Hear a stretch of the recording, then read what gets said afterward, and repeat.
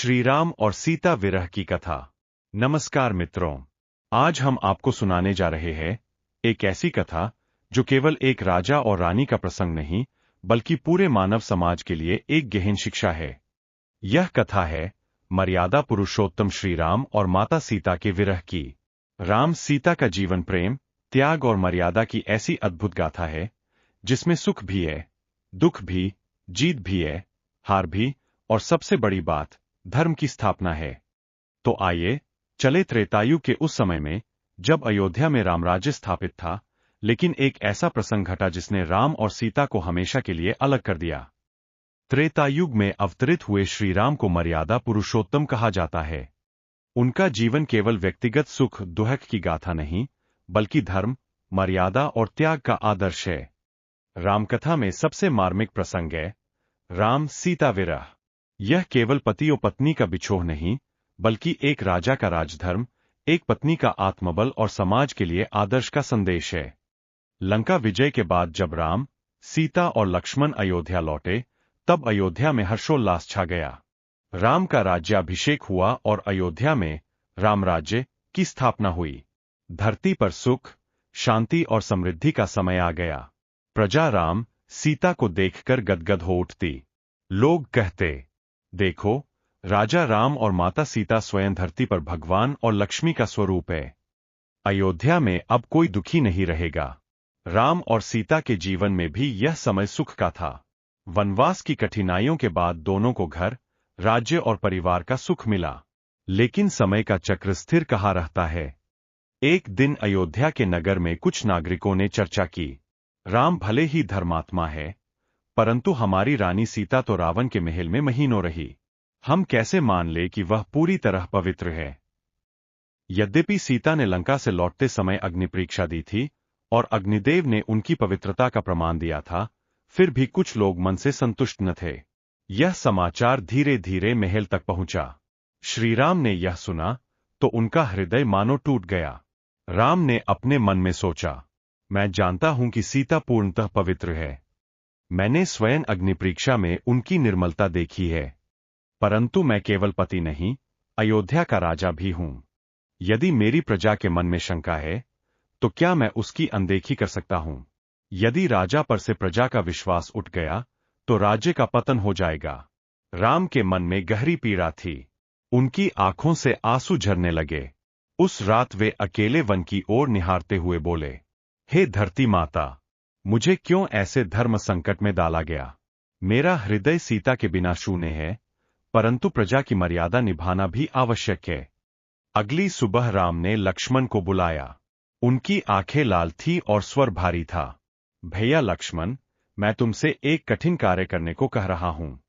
सीता को लेकर वन जाओ। उन्हें वाल्मीकि मुनि के आश्रम के पास छोड़ आओ। कह देना कि यह आदेश मेरा नहीं, परिस्थिति का है। लक्ष्मण यह सुनकर स्तब्ध रह गए। उन्होंने रोते हुए कहा, भैया, आप यह क्या कह रहे हैं? माता सीता ने आपके लिए 14 वर्ष वनवास सहा, अग्नि परीक्षा दी, और अब आप उन्हें त्याग देंगे। राम का गला भर आया। लक्ष्मण, मैं सीता को त्याग नहीं रहा, मैं स्वयं को त्याग रहा हूं। यह मेरे जीवन का सबसे बड़ा बलिदान है। परंतु राजा का धर्म व्यक्तिगत प्रेम से ऊपर होता है। लक्ष्मण आंसुओं से भरे नेत्रों के साथ मौन हो गए। लक्ष्मण माता सीता को रथ में लेकर वन की ओर चले।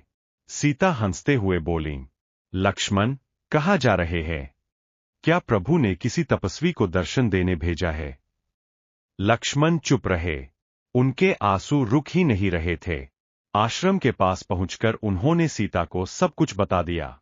माता, महाराज ने प्रजा के कहने पर आपको वन में छोड़ने का आदेश दिया है। सीता का हृदय मानो टूट गया। उनकी आंखों में आंसू छलक आए, परंतु वे गंभीर होकर बोलीं, लक्ष्मण, राम जो भी करते हैं, धर्म के लिए करते हैं। यदि प्रजा की मर्यादा यही चाहती है, तो मैं इसे भी सहन करूंगी। मेरे लिए राम का आदेश ही परम धर्म है। यह कहकर सीता ने आंचल से आंसू पोंछ लिए। उन्होंने लक्ष्मण को आशीर्वाद दिया और वाल्मीकि मुनि के आश्रम की ओर बढ़ गईं। वाल्मीकि मुनि ने सीता को अपनी पुत्री की तरह स्थान दिया। कुछ समय बाद सीता ने लव और कुश नामक 2 पुत्रों को जन्म दिया। सीता के लिए यह समय विरह का था। वे राम को याद करतीं, परंतु कभी शिकायत न करतीं।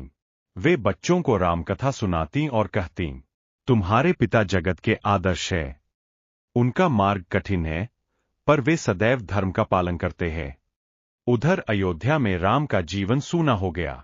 महल में वैभव था, पर हृदय में शून्यता। रात्रि को वे चंद्रमा की ओर देखते और धीरे से कहते, सीते, तुम जहां भी हो, मेरा प्रेम सदा तुम्हारे साथ है।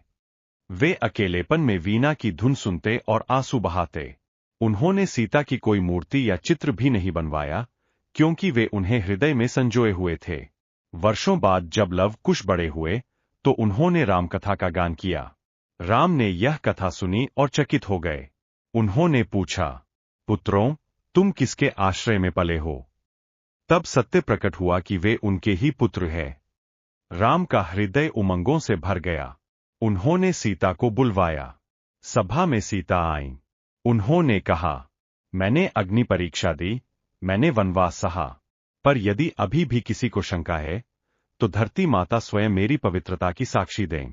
इतना कहते ही धरती फटी और सीता उसमें समा गईं। राम चिल्ला उठे, सीते, सीते। पर सीता धरती माता की गोद में लीन हो चुकी थीं। राम और सीता का यह विरह केवल व्यक्तिगत नहीं था, यह मानव समाज के लिए गहन शिक्षा थी। एक राजधर्म और व्यक्तिगत धर्म में अंतर। राजा को कभी कभी अपने सुख का बलिदान करना पड़ता है। 2 सीता का त्याग। स्त्री का सम्मान सर्वोपरि है। सीता ने दिखाया कि सहनशीलता के साथ साथ आत्मसम्मान भी आवश्यक है। 3 प्रेम की सच्चाई। प्रेम केवल संसार का नाम नहीं, बल्कि हृदय की अटूट निष्ठा है। भले ही राम सीता भौतिक रूप से अलग रहे, पर उनके हृदय सदैव एक थे। राम सीता विरह मानव जीवन की उस वेदना का प्रतीक है, जब कर्तव्य और प्रेम में टकराव होता है। राम ने अपने हृदय को बलिदान कर दिया ताकि समाज को धर्म का मार्ग दिखा सकें। सीता ने त्याग और सहनशीलता से स्त्री की महिमा को अमर कर दिया। इस प्रकार यह कथा हमें सिखाती है कि सच्चा प्रेम दूरी से नहीं मिटता और सच्चा धर्म कभी भी समझौता नहीं करता।